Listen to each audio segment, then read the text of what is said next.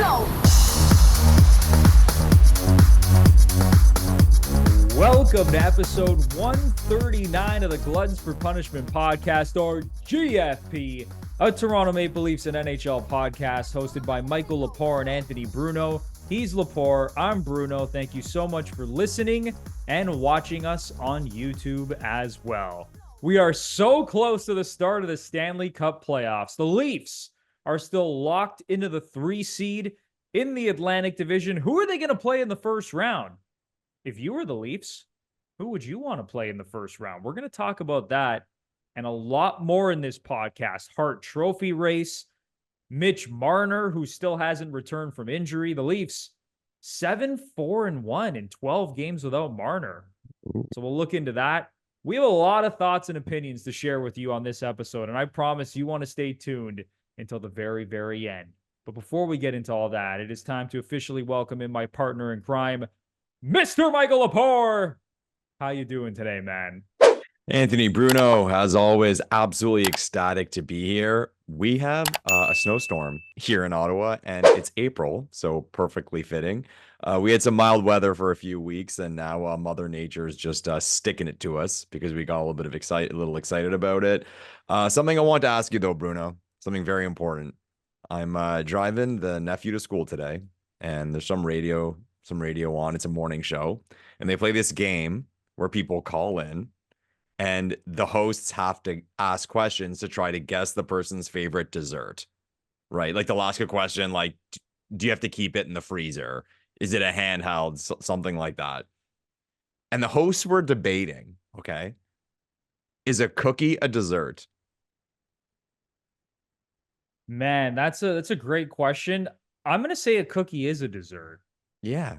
I thought it was crazy talk. How's a cookie not a dessert? But is that because we're Italian and it's like we think of like biscotti? Say. I think that's why. But I'm definitely in the camp that a cookie is a dessert. Yeah, like one of my like favorite all-time things in life is taking 2 fresh out of the oven chocolate chip cookies and putting vanilla ice cream in the middle. It's like tell me that's not a dessert. Right? I mean, come on. I don't know. It's absolutely a dessert. Or when you're dumping a nice biscotti into your espresso after dinner. I mean, yeah, it's nice, man. It's what life's all about. It's pretty sweet. So yeah, cookies are definitely desserts. No pun intended. Think otherwise, then you're nuts. Crazy. Comment down below. Is a cookie a dessert? Let's hear it, everyone. We're gonna get more comments on that than hockey. Yeah, why not? All right, let's dive into the hockey now, because we are getting right down to the wire here. It's almost the start of the Stanley Cup playoffs. The Leafs still have no idea who they're going to play in the first round. If the season ended today, they'd be playing the Florida Panthers, but there's still a lot to be decided. Like the Leafs could still potentially leapfrog the Panthers for second in the division, which would lock up home ice in the first round. The Lightning could potentially catch the Leafs. Like there's a lot to be decided here. Lepore, since our last podcast, the Leafs are 3-2. Okay. I mean, it hasn't been like a crazy impressive stretch of games. They lost 6-3 to the Devils, 5-1 win over Washington, who I think is trash. Buffalo sucks. They beat them 3-0. They had that impressive 6-4 win over Florida, even though they played a terrible third period. And then they lost 4-1 to the Lightning at home. And I was actually at that game. Yeah, some good seats. On that. Some really good nice seats. I was sitting like 7 rows from the ice. What? Pretty damn cool. And listen, like I've been to Leaf games as a member of the media, so I've had like pretty good access over the years. But man, in terms of like seats that I've gone to and sat in as a fan, it's pretty damn cool, man. Yeah, thanks for the invite, Bruno. I appreciate it. Sitting at home there watching the game on TV. GFP. Yeah. Lepore was sorry, Lepore. No. I let you down, man. I'll remember this. But no, I mean, it was great. It was great. Great. Listen, I mean, the game was terrible for the Leafs, but I had a lot of fun. But anyway, your thoughts just on this recent stretch, and we'll get into some of the more like playoff stuff and other things that we want to talk about, but just your thoughts on the Leafs as things stand right now. We talked a little bit last week about if we think this team has evolved at all. And I still have that feeling that they look different from how they looked at the start of the year. And I think the word I used last week was dangerous. They just seem more dangerous all the time. Guys seem a little more confident. Maybe it's just a matter of, we had a lot of new guys to the lineup, and now things are a little more in sync. Um, I think the Marner thing has been the biggest X factor here that's taking this team away from that next level, because it's easy to say, well, they're missing a star player, but they've been playing great, I think, anyway, even like results, wins, losses. And then you take Marner away, and one of the things that's been terrible has been the penalty kill. Marner plays the penalty kill. The power play hasn't been that good. Marner's on the power play. And I forget when the date was, but somebody posted the NHL, every team in the NHL in their record in the last, whatever, it was a significant amount of games, like 20, 30 games, just 5-on-5. So if you remove special teams from every game, and the Leafs had the best record in the league. Now, make what you want of that. I don't know if that is something to be happy about because, hey, 5-on-5, we're the best team in the league, or something to be scared shitless about because you know how important special teams are in the playoffs, and this team has gone cold on the power play in years past. But all in all, like I like the direction. I like the direction they're going, and this is how I'll flip it. Okay, if you would have asked me earlier in the season, okay, we're playing, I even would have said Tampa, man. We're playing Tampa, we're playing Florida, we're playing Boston. I would have said good night. Just, and again, it's not about results or the record pace or whatever, or how many goals Matthews had. It was just the way we looked watching games. We were stagnant and boring, very, very boring. And I watch them now, and I'm not going to sit here and say I would pick them over anyone in the Eastern Conference, but I don't really fear anybody. No, that's fair. I mean, especially considering how terrible Florida's been recently, Amazing. because I have said multiple times on this podcast that I thought they were the best team in the Eastern Conference. But man, oh man, when you look at the numbers, and now this is a very small sample size, since they've kind of gone on their little skid, Florida, since March 14th, the Florida Panthers have the 30th best record in the NHL at 2-7-1. They are 2-7-1 over their last 10. The Leafs blew them out of the building. And I know like Florida came back in the third period and it got very sketchy and they hit a post and it was almost 5-5 and it almost went to overtime and we almost all shit ourselves. But they were up 5-1 on Florida after the first two periods, completely dominated them. They looked faster. They looked way more explosive offensively. They looked better defensively. So I don't feel quite as good as I did about the Florida Panthers as I did maybe a couple of weeks ago. And I know you could say, oh, whatever, like it's only a 2-week stretch, but like you got to be playing your best hockey right now. Mm-hmm. And who's playing good hockey? The Leafs have been playing some pretty good hockey. The Lightning are playing good hockey. The Bruins are chugging along. The Carolina Hurricanes have been playing well. The Florida Panthers are that one team that's kind of going in the opposite direction. But like my big takeaway over this last little stretch is that Ilya Samsonov is 100% locked into the starting job game one of the playoffs. Like, I don't think there's any way now we could say that Joseph Woll even has a chance to take the job unless Samsonov suffers an injury. Is that fair to say? Yeah, I think just based on the recent play, Woll hasn't been good since he got back from injury. Not that he's been atrocious, but even last night, a lot of people are shitting on him because his save percentage wasn't good. The Hedman goal was a snipe. I mean, it was the second goal. The player was left all alone in front. There was the Stamkos essentially breakaway goal. And then the Nick Paul, of course, picking a corner. I mean, really, which one was he supposed to have? Even if you said, okay, maybe one of the He's got to have that Nick Paul goal. You think? That one he's got to have. Okay. I mean, the Hedman was fine. It was kind of like a point shot, screen, pick the corner. The Braden Point goal, complete defensive breakdown in front of the net. Even the Stamkos goal was like, just bad defensive play. So that I don't even necessarily put that on Woll, but he just hasn't looked sharp, man. Anytime the Leafs have needed a big save since he has returned outside of that Hurricanes game where he had 40 plus saves, he just hasn't looked good, man.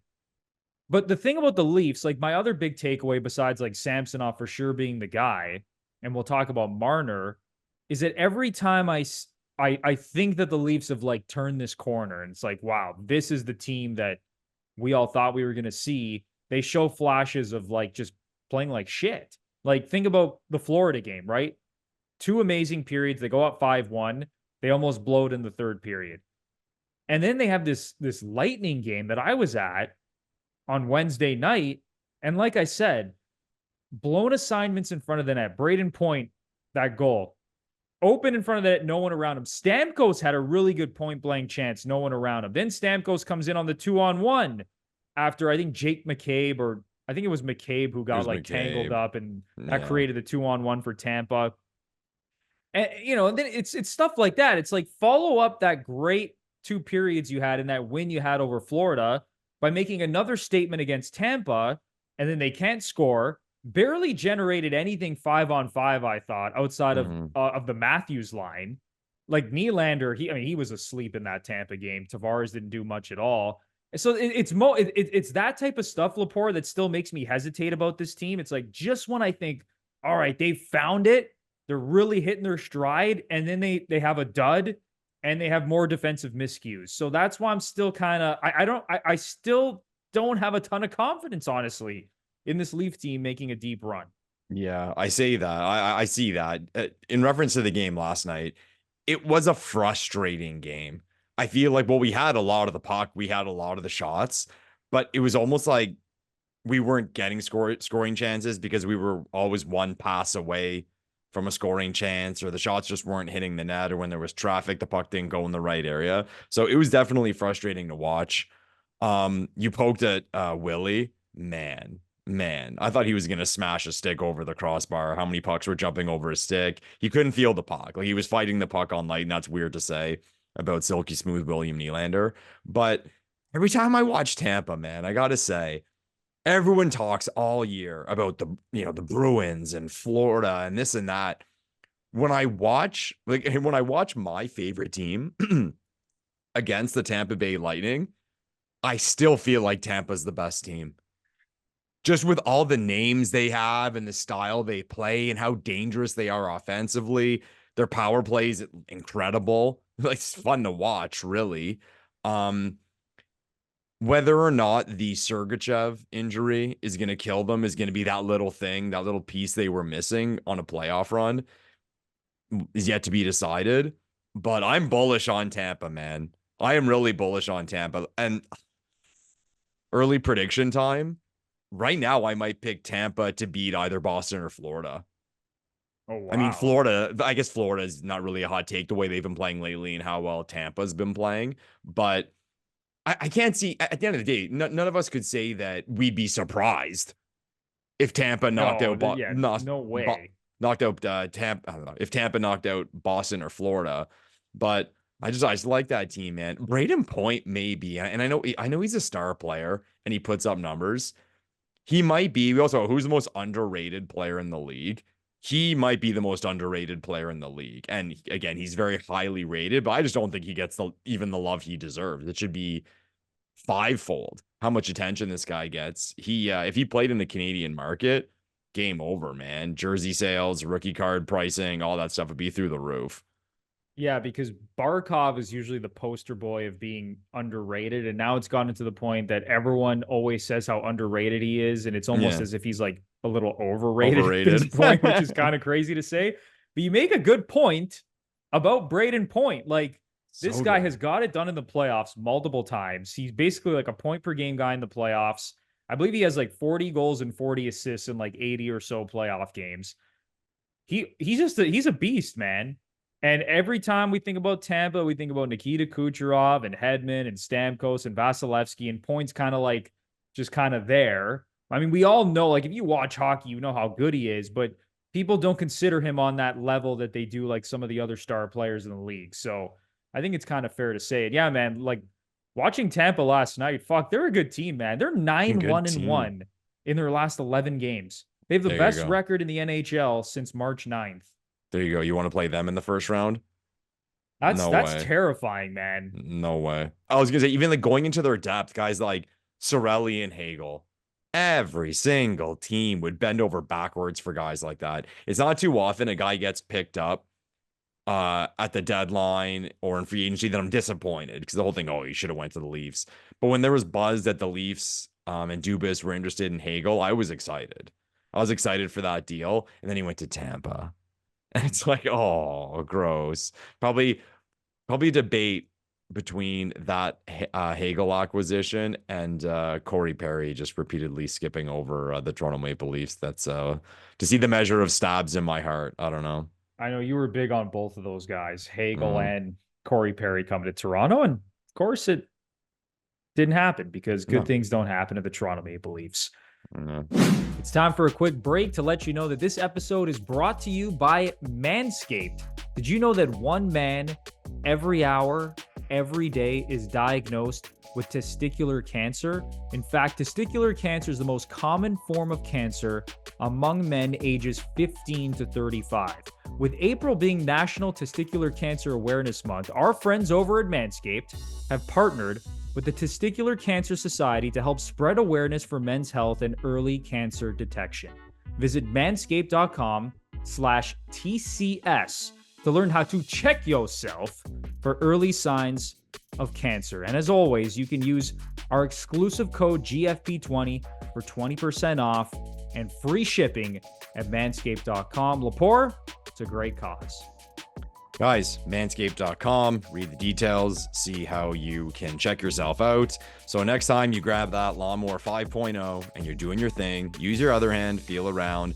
Maybe you'll find something that you really should get checked out. And the earlier you get this stuff seen, the better it is. As Bruno said, manscaped.com, learn how to do this procedure. Then after that, use the promo code GFP20 for 20% off and free shipping.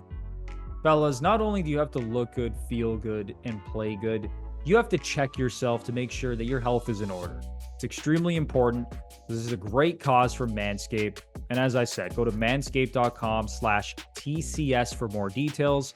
And as always, you can use our exclusive promo code GFP20 at manscaped.com for 20% off and free shipping. So head over to the website, and I promise you won't be disappointed. It's time for an important message from BetterHelp, a sponsor of today's episode. Sometimes in life, we go through difficult times, whether that's personally, whether that's in a relationship, and your mental health cannot be ignored. And a lot of times, you can't tackle these situations by yourself. You need help. And that's where BetterHelp comes in. They make therapy easier and much less intimidating for a lot of people. BetterHelp lets you have therapy sessions as a phone call, video chat, or even messaging, whatever is most comfortable for you. BetterHelp will connect you with one of 30,000 therapists in their network, and in most cases, you'll be connected with a therapist within 48 hours. So go to betterhelp.com/GFP for 10% off your first month of therapy. Lepore, this service is incredible. It is incredible, Anthony Bruno. Mental health is something that's very serious, and be aware if you're going through a dark time, you do not have to try to beat this thing alone. There are services out there that can provide you with some great help. BetterHelp is number one when it comes to that. As Bruno mentioned, there are different ways you can get in touch with people, different ways you can contact people. It's all up to you. Go to betterhelp.com/GFP. Join 4 million people who have used BetterHelp to live healthier and happier lives. So go to betterhelp.com/GFP for 10% off your first month of therapy to connect with a therapist and see if BetterHelp is right for you. I want to talk about Mitch Marner, Lepore, because I think this is a pretty big story, honestly, heading into the playoffs. We all know how good Mitch Marner is, but he's now missed 12 games, and there's been some very interesting stats to look at without him. And just thinking about how he's going to slot back in once he's healthy. What's crazy is that in the 12 games that Marner has been out, the Leafs are 7-4-1. Now, when you compare it to the rest of the NHL in that span, it's only the 12th best record in the league in that span. But the Leafs are actually second in the league in goals per game since Marner went down. They are scoring 4 goals a game since Marner went down. Their penalty kill has improved. They're 21st in the league in penalty kill, but since Marner's been out, 14th in PK. Goals against per game, They're 14th in the league, which is a slight improvement over their season-long numbers. The big glaring thing is that their power play absolutely reeks without Marner. The Leafs power play fucking stinks without Marner. 30th in the league since he's been out, operating at 10.3%. So clearly that's going to help a lot. But have you given any thought into how the Leafs are going to deploy Marner when he comes back? Because could you see them sticking with Matthews, Domi, Bertuzzi, and then moving Marner off of Matthews' wing? Like, is there any chance that Keefe does that? Or do you think he's just going to slot him right back onto Matthews' wing as soon as he comes back? I think so. Well, what's the alternative, really? What the second line is? You're shaking your head already. I love it. Some disagreement. Do we go Nylander, Tavares, Marner as a second line, or somebody pushes to the third line? It's tough. I've given a lot of thought. Like, I think you could. I think that's the option that I would actually probably start with, is like a Tavares, Marner, Nylander line, and just have like Domi's playing well, Matthews is playing well. I mean, Bertuzzi still. There's still some nights where I'm just like, what is this guy doing out here? Like, even against Tampa, like I was in the building, I'm watching this guy. He doesn't move very well. Like, I mean, when the puck isn't on his stick in like prime scoring places on the ice, like he's really not doing much out there. But anyway, like Matthews can fucking play with anyone and drive his own line.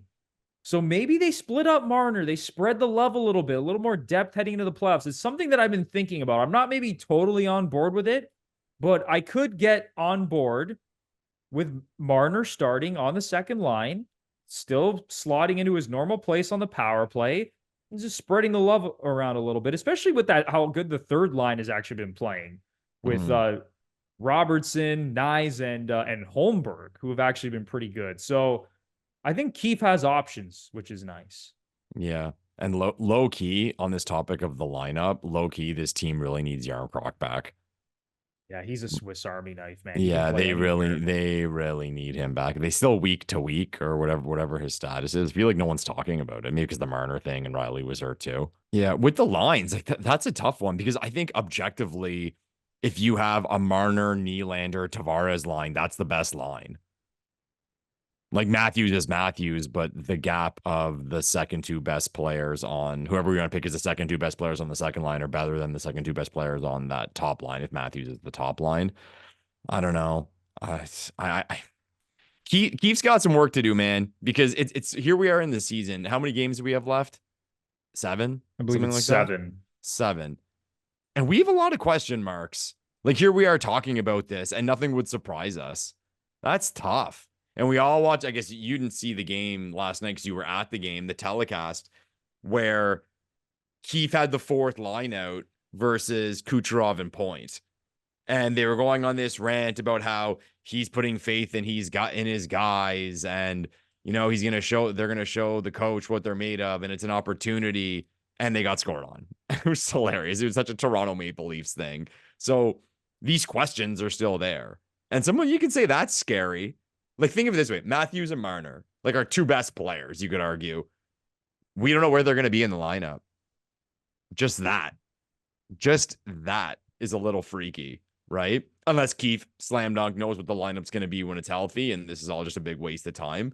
But I don't think it's that cut and dry. And think of it this way. How many line combinations could we make that would make sense? Based on like what we've seen and like the possibility of that actually happening. There's a few.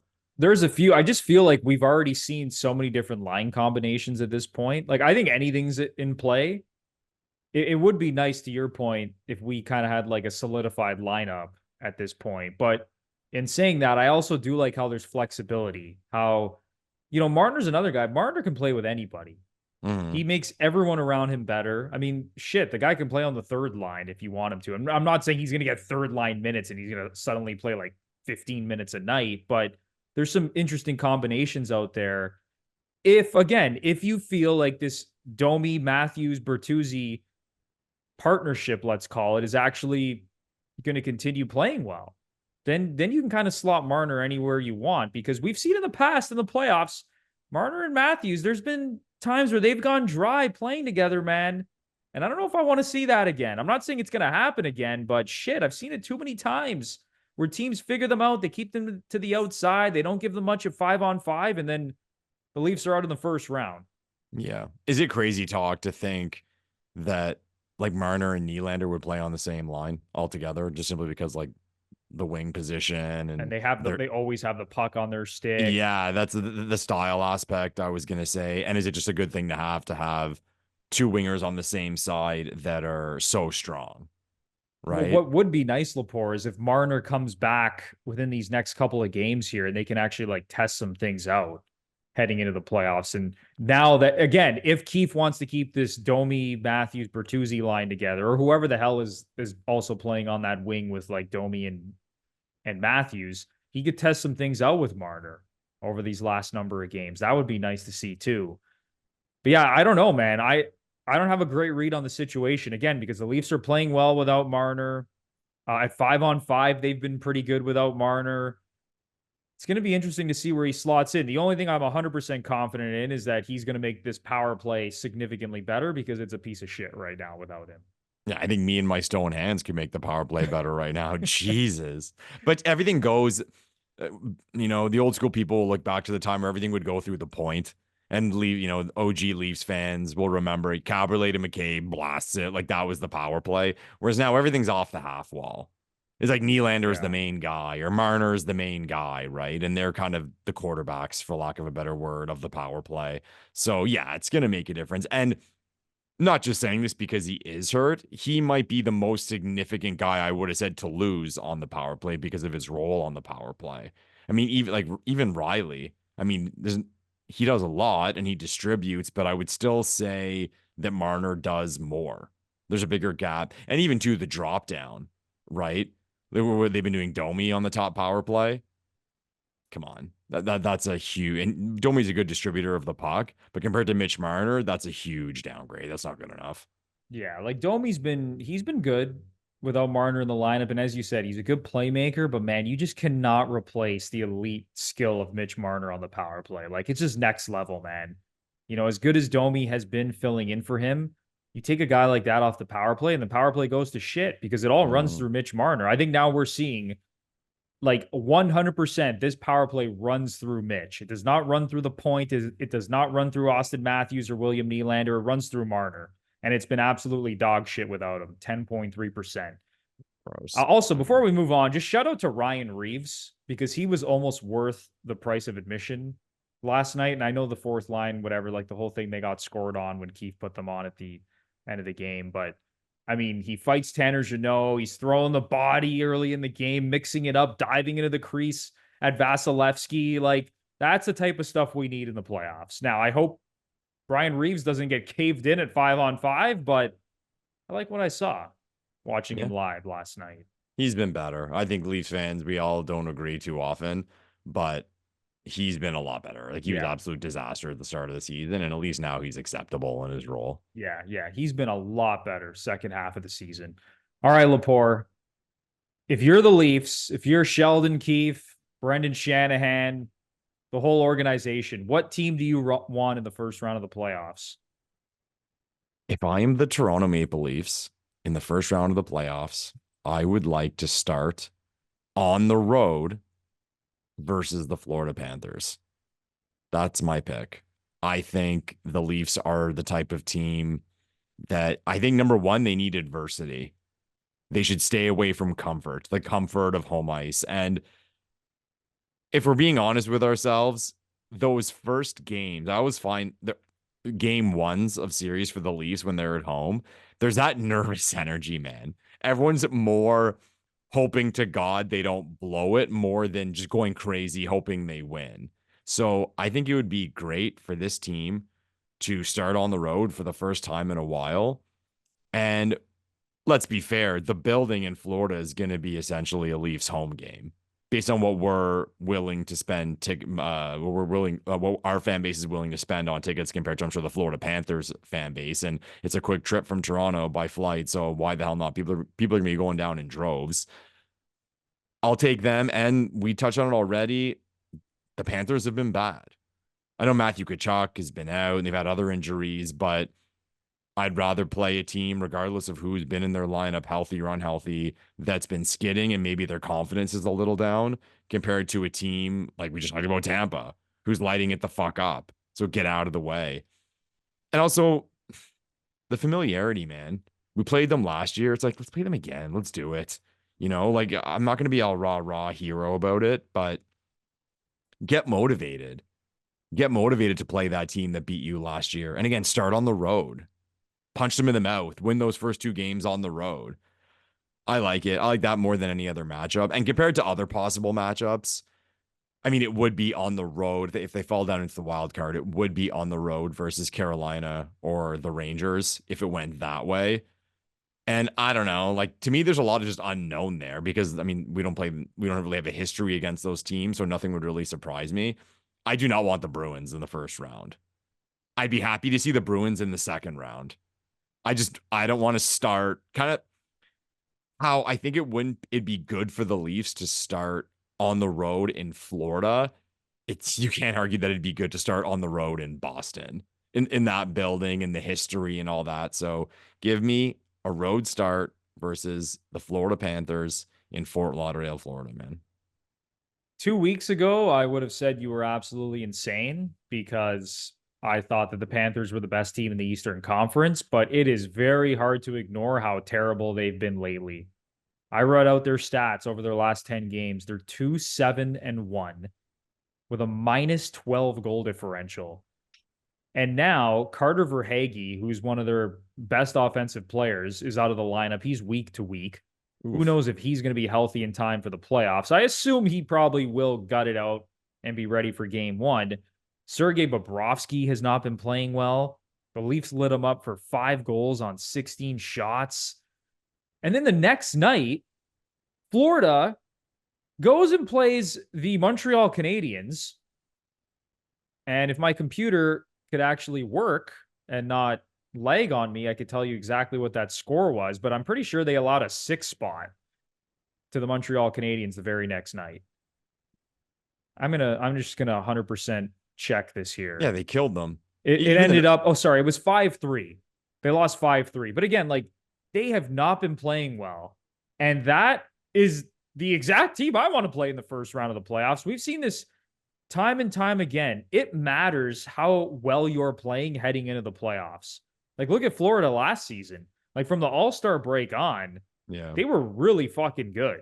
Yeah. And they parlayed that into a trip to the Stanley Cup final. Now, you obviously need some luck along the way. It doesn't mean that every team that's on fire to close out the season is going to make some miraculous run in the playoffs. But I would sure as hell rather play a team that's playing like crap heading into the playoffs and is unsure of their game and unsure of maybe some injuries than a team like the Tampa Bay Lightning, who are 9-1-1 over their last 11. Now, I know it's pretty unlikely that the Leafs will play the Lightning in round 1 of the playoffs. I don't want to play Boston at this point. Not that Boston's like lighting the world on fire, but they've been steady. They've given the Leafs problems all year, even dating back like the last 2 seasons. So right now, if I had to take my pick, I'm right there with you, man. Again, not to like agree with you all the time and sound boring here, but holy shit, I'd rather play Florida. And there's no fucking way I would have said that 2 weeks ago. But the Verhaeghe injury, Bobrovsky not playing well, the Panthers just playing like shit in general. That's the team you want to play right now. And you made a good point about the road, Lepore. The Leafs have been incredible on the road this season. Best team, I think. Like absolutely outstanding on the road this season. 3rd best road record in the NHL this year. At 22-9-6. You know what's crazy? The Leafs, 19th best record at home. Yeah. They are 21-14-3 at home. Like, does that concern you at all? Well, they've been good lately because they started this season. I remember at whatever point they were like 500 at home. So that they've been a little better. But none of it matters. It's all bullshit. Like come playoff time. We won in Tampa 3 times last year. Come on. Like what are the odds of that happening? And it did happen. Something that's not getting talked about is Ekblad. Ekblad's been out too. And then it got announced, I think it was just earlier today, that he'll be out until game 1 of the playoffs. So like that's a big change, like a big hole in the lineup. Like we're talking about what Marner is going to be like when he comes back. Aaron Ekblad, maybe your best defenseman. That's tough, man. I don't think it's too much of a talk right now because we'll see how the next handful of games go and what teams look like and who is momentum going into the playoffs, if momentum going into the playoffs exists. But if you're just looking how teams are doing, it's like, and the history of all these teams, yeah, give me Florida. And I think most Leafs fans would say that right now. Yeah, no, that's a good point you make as well with Ekblad being out. And I'm just reading the note here from Paul Maurice. He says he's quite confident he'll be ready for game one of the postseason. So again, Okay. I'm sure Ekblad and Verhaeghe will probably be back, but that's the team I want to play right now. And honestly, I think if you pulled 100 Leaf fans, I bet you 90 out of 100 right now would probably say they'd rather play Florida. Well, no one's picking Boston. Like, I mean, come on. I think that's part of it. Maybe it'd be interesting to know if it was another team. Well, if it was, would you be more like we did discuss like the options, but would you like their chances way better against Florida compared to Carolina or New York? Yeah, I don't want to play Carolina or New York either. Okay. I just think they're all playing better than Florida. They're all healthier than Florida. And you even made a good point about like Florida's building. Like, I don't think that's, I mean, again, the Leafs lost in 5 games to Florida last year, but that's probably like the least intimidating building to play in the Yeah. playoffs, given that half of it's going to be full of Leaf fans. So yeah, man, we want Florida. Oh, Again, we want Florida. Let's start the go. chant. Let's Start the chant. go. To me, that was one of the most exaggerated things ever of like, look at these idiot Leafs fans. It was like a bunch of drunk 20-year-olds who were just screaming, "We want Florida." People made But it also, sound to like it be was fair, did we want the historically Boston. dominant Boston Bruins who Yeah, had exactly. 135 points last year and loaded up at the deadline, unlike any team we've seen in the Yeah, last little while? exactly. Like, really? And you wanted Boston over a freaking wild card team who just snuck into the playoffs? Give me a fucking break. At what point was that whole thing? Like that chant and all that? Like at what point? Because our series ended before the Florida Boston series. So we were just maybe it was 3-3 at that point or something when we had our game six and we were just hoping for Florida. I don't Yeah, and, remember. and it started in Maple Leaf Square, as far Exactly. as I know, right? Like the fans were probably just tracking both games, and then they're like, "We want Florida, Yeah, who cares? but we want Florida again. We want Bring it Florida. on!" All right, Lepore. The last big topic of conversation on today's episode, and it's something we touched on in our last episode, is this race for the Hart Trophy. Yes. It's really coming down to the wire. And it's been so interesting because it's been a while since it's been this close of a race. And I compared it to the year that Taylor Hall won the Hart Trophy, where there were like 5 guys in the running. And Taylor Hall ended up winning it, even though he finished like, I think it was like 6th or 7th in the league in scoring, but he had that long point streak and he kind of willed the Devils into the playoffs. This year, man, it seems like McKinnon, Kucherov, McDavid, or Matthews could still win the Hart Trophy. And the betting markets don't suggest that, which is kind of crazy. It just seems like, the odds are telling us it's going to Nathan McKinnon, but you have Kucherov currently leading the league in scoring. You Mhm. have McDavid, who is going to get 100 assists and be the 4th player in NHL history to do it. And then you have Austin Matthews closing in on 70 goals. I don't think he's going to get to 70. I mean, he's on pace for like 68, 69 at this point. I think the big number is 66. Yeah. He wants one more than Ovechkin had in 07, 08. It would be the best goal scoring season of his generation, basically. The most goals of the season since Mario Lemieux scored 69 in 95, 96. So you have Matthews doing that. Kucherov leading the league in scoring. McDavid doing what he's doing, but yet we're giving the Hart Trophy to Nathan McKinnon.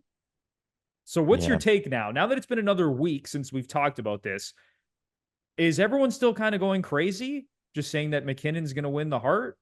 Well, we both expressed that we were pretty surprised that he was such a slam dunk to win the Hart Trophy based on the odds and just essentially like the buzz in the media. But I think I think what happened was earlier in the year, McDavid kind of had a slow start for McDavid, right?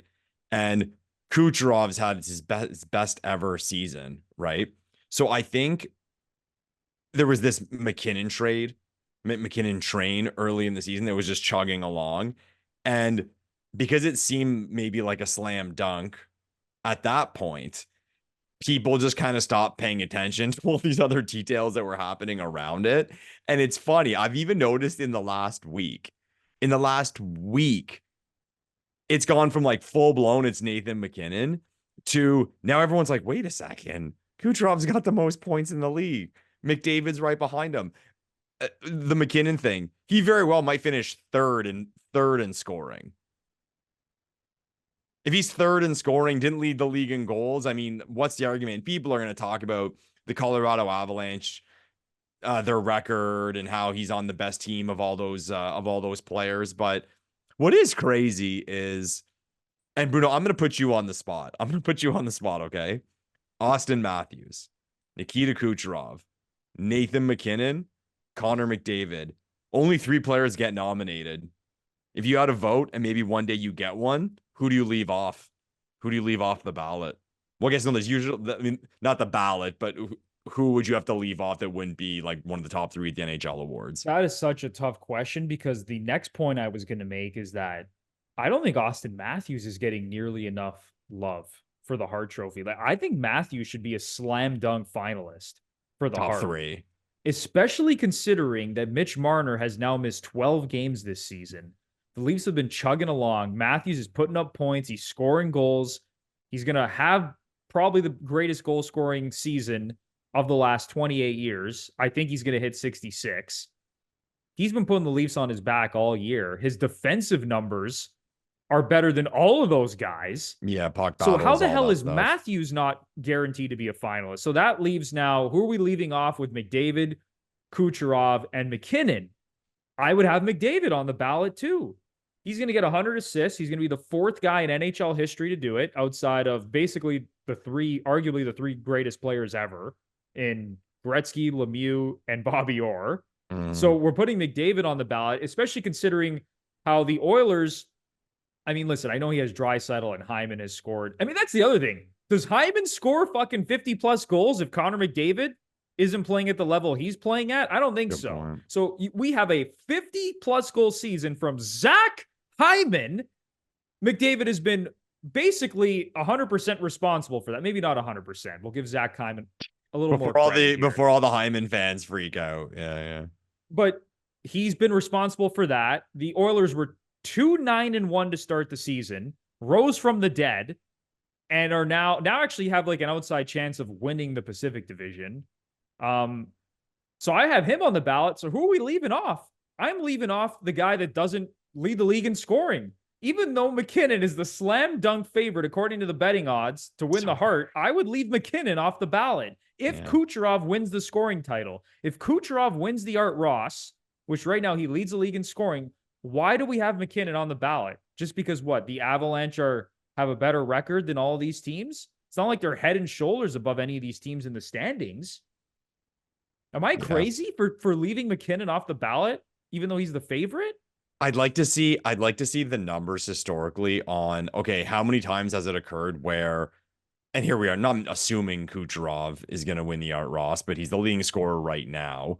I'd like to know how many times throughout history has a leading scorer been left not like unnominated, like not at the NHL awards with a chance to win. I think I remember one with Gretzky.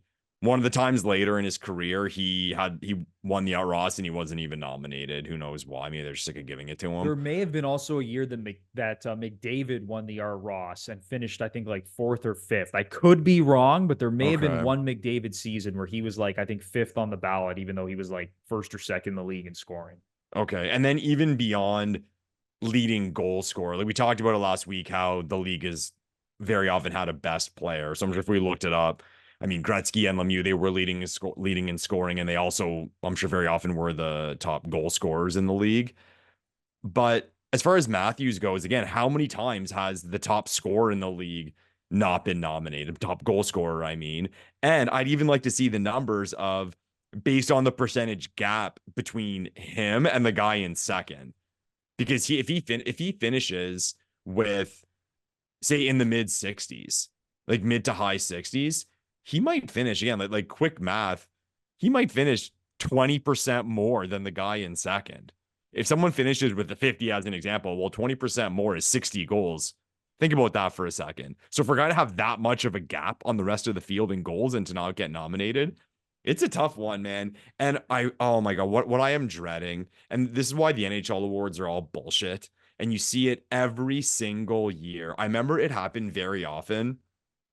Or very often. I saw it happen a few times when the ballots got released because they release the votes, but they don't release who voted. So you see, okay, there was like 100 votes, and then how the votes were 1-5. Okay. So the way it works, I don't know if it's with all the awards, but at least with those awards at the time, the Norris at the time with Carlson and Doughty was you put 5 names. And I guess the way it worked was whoever you put 1 gets 5 points, and then it goes down, whoever's 5th gets 1 point, and everything in the middle. And what you saw guys do is, okay, well, let's say I think Doughty should win. Well, if I put Doughty first and Carlson second, Doughty is only 1 point ahead of him. But if I put Doughty first and Carlson off the ballot or even in 5th, that's a 4 point difference. So that it's more significant. And that's why the awards are bullshit, because there's all these like inner workings of voting and people with their opinions and what they want. And for that reason, a lot of people have said that's why the voters and their decisions should be made public. So then someone can be circled and say, no, you're full of shit here. Like that was unacceptable. But there's no guess to me as far as who's gonna win, because simply because how the NHL awards work, and again because all these guys have had such unbelievable seasons. But you say we hate to agree with each other, but as it stands right now, I would leave McKinnon off the ballot. Wow. So we're both leaving the runaway favorite for the award. Again, based on the odds right now, when you look at any sports book, he is the runaway favorite to win the Hart, and we both have him off our ballot. Yeah, to me, it's unfair. It's if what McDavid is going to do with assists, and he may win the Art Ross. Okay. You know what? What may save the whole nomination thing here is if McDavid does win the Art Ross, because that might kick Kucherov out. So that might, like from a black and white standpoint, make things a little easier for this model. But McDavid, the 100 assists, Kucherov having the season he's having, and Matthews having a historically amazing goal season, I can't leave those guys off. I can't. Like, if someone said to me, say, okay, I would leave. If someone said, I'm leaving Matthews off, I would say, you're going to leave off the guy who's going to score the most goals in forever. McDavid, you're going to leave off the guy who's going to get 100 assists. He's only the 4th guy in history. Kucherov, the guy who's having the season of his career, leading the league in scoring. Someone said McKinnon, I'd be like, he's having a great season. But I have nothing that would shut it that I think would be a really good rebuttal as to why he should be on it. And it's not taking anything away from him. He's an amazing player, and probably under normal circumstances. And what I mean by that is a typical NHL season and how guys are performing, he probably would win the Hart Trophy. It's just this year, I don't think it's right. Another thing helping Kucherov, if you go look at how much these teams are leading how much these guys are leading their teams in scoring by compared to like the next closest guy, Kucherov has 47 more points than Braden Point, who's second on the team in scoring. You look at Colorado, listen, McKinnon is 27 points ahead of Mikko Rantanen, but Mikko Rantanen has 100 points. Like, Mikko Rantanen's one of the best players in the world. That's a quiet 100 points. Even when you look at the Leafs, like, Nylander's right behind Matthews in the scoring race, and then Draisaitl, he's having a great season too. Like, he's going to finish with 100+ points. Kucherov has 47 more points than the next closest guy on his team. So, like, that's another thing. That's why I have McKinnon off the ballot. So again, it sounds insane, but when you actually look at some of these numbers, and even considering like Vasilevsky, how he missed a chunk of the season because of off-season surgery on his hip, and then he just hasn't been playing well this year. He's been playing better recently, but over the course of the season has not had a good year. Like, there's a lot of things pointing toward Nikita Kucherov. Should like for sure be a finalist for the award.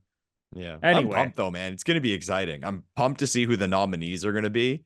And then I'll be tuned in when they announce the winner. And even further, when they release the votes.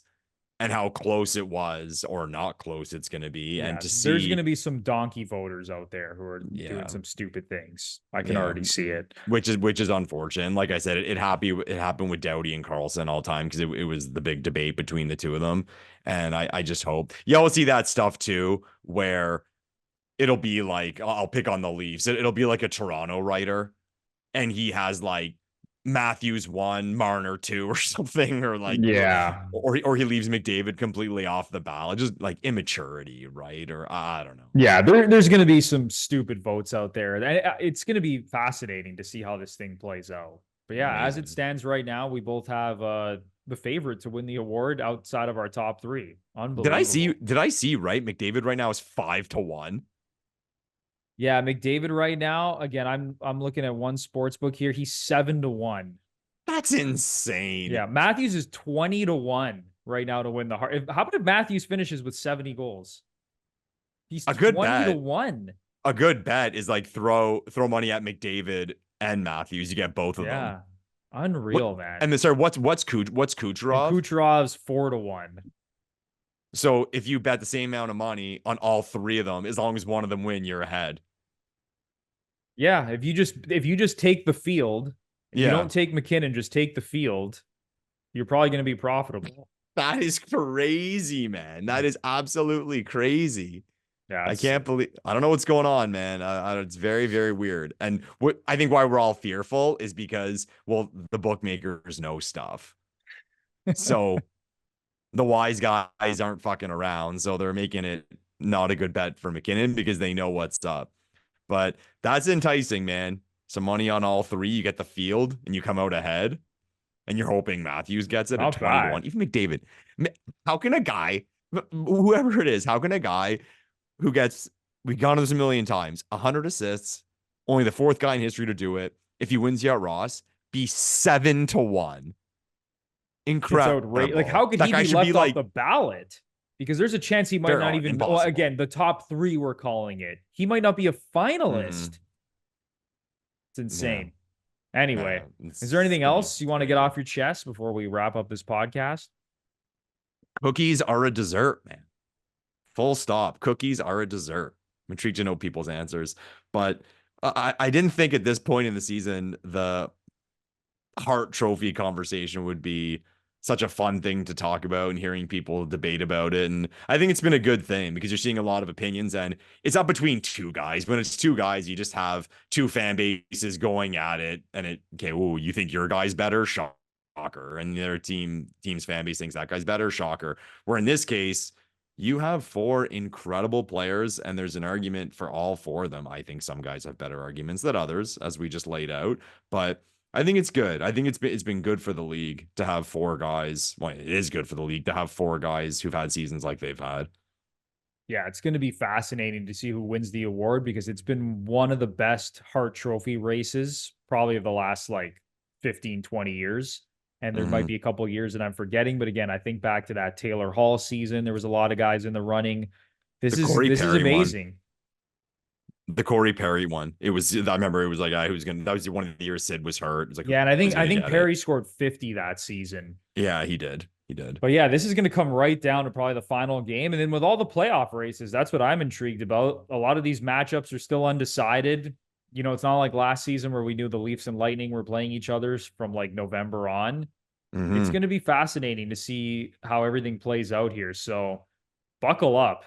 Buckle up, everybody. It's going to be a great finish to the season. But that is going to do it for episode 139 of the Gluttons For Punishment Podcast, or GFP, a Toronto Maple Leafs and NHL podcast hosted by Michael Lepore and Anthony Bruno.